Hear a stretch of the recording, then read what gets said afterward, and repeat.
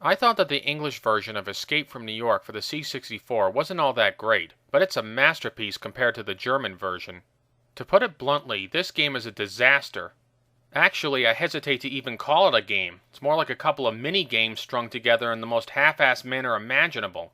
So anyway, let's get into it. Escape from New York, the German version for the Commodore 64. The opening graphics don't look too bad, although I do like the other game's opening titles better. You'll notice that the game's title is Die Klapperschlange, and please forgive my awful German pronunciation.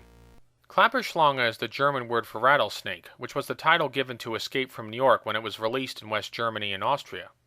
Now the game is divided into 3 mini-games, and each one has its own different graphics. First is the glider level, and I feel that the best graphics are here. Of course, that's not saying very much considering how primitive they are, but for the C64, I don't think they're that bad. I just wish there had been a bit more detail in the city. The second level has Snake running through the city trying to avoid the crazies. And here the graphics look terrible. Snake has orange hair? What the fuck? He doesn't look like Snake Plissken, he looks like Yahoo Serious. And the crazies are represented by big black hands and arms? Christ, couldn't they have actual people reaching up and grabbing him? Is this Escape from New York the fucking cartoon version? And even the backgrounds look like shit.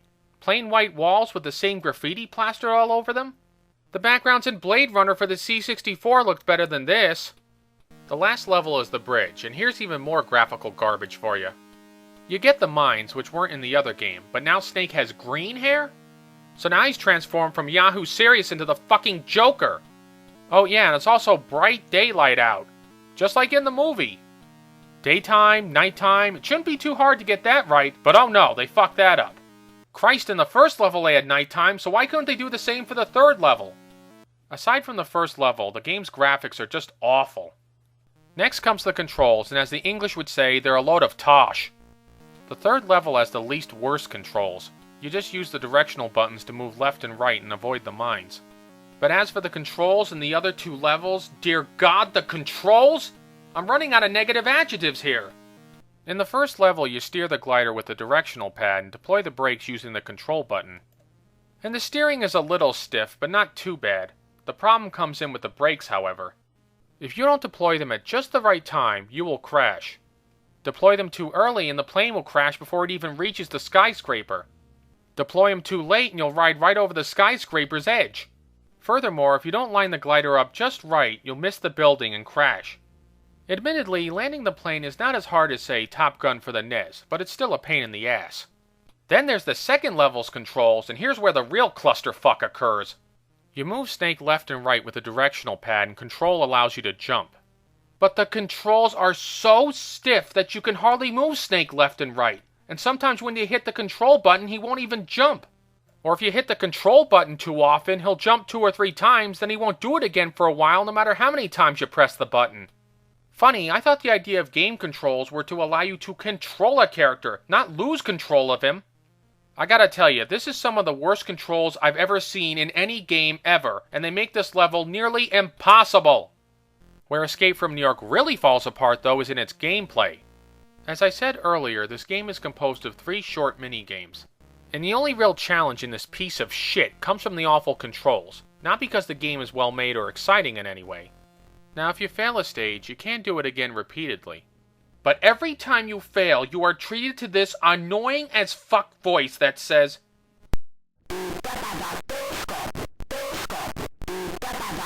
my German is very rusty, but I think it means you stupid fool, fool, you stupid. Or something like that. Well, I have something in German to say to the game too. In the words of Mozart, leck mich im Arsch.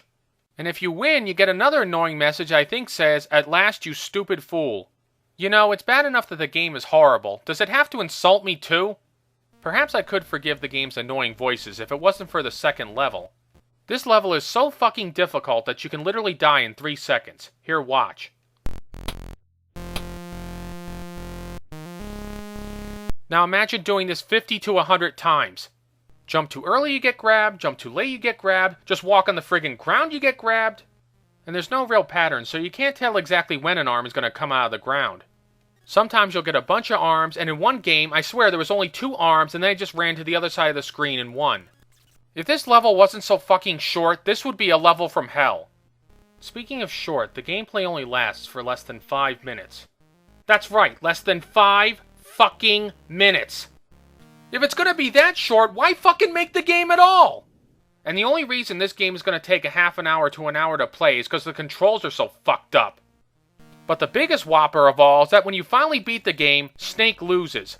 And no, I'm not kidding. The timer runs out for Snake's explosives and he dies.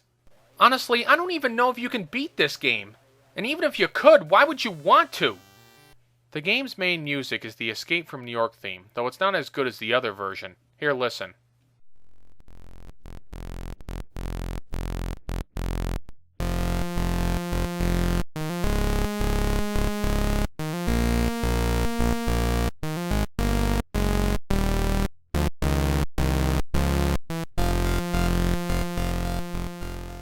There's also some incidental music, though it's so bad it's not even worth listening to.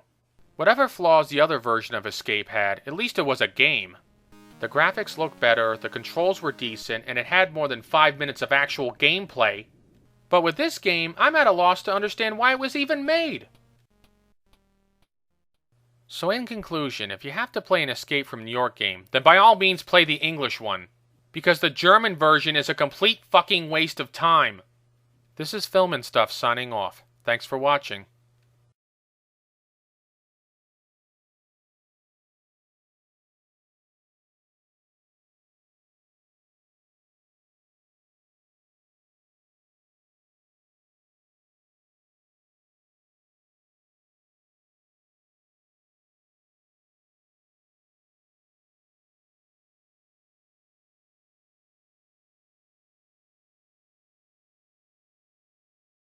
In the words of Mozart, leck mich im Arsch.